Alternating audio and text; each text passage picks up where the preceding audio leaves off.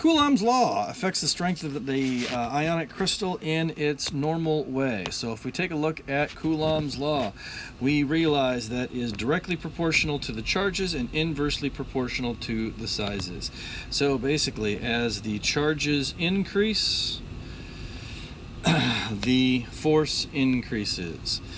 So as the charges go up, the force goes up, or the strength of the crystal goes up. So remember, charges come in two flavors, positives and negatives. As far as the positives are concerned, the smallest positive charge is 1, and the biggest positive charge is +4. As far as the negatives are concerned, it's the same way.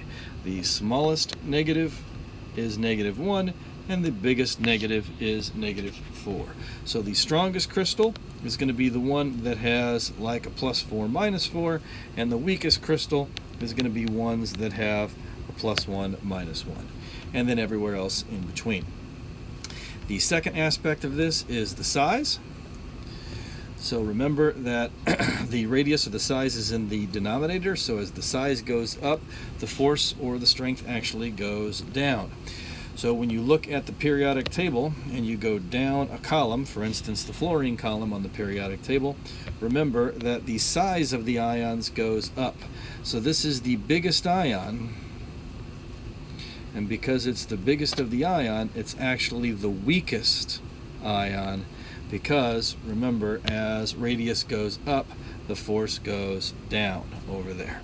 So as you go down the column on the periodic table, they get weaker. As you go up the column on the periodic table, they get stronger, because again, this guy is the smallest of the ion, which means he is the strongest. So the strongest crystals are the ones that have a high charge and a small size.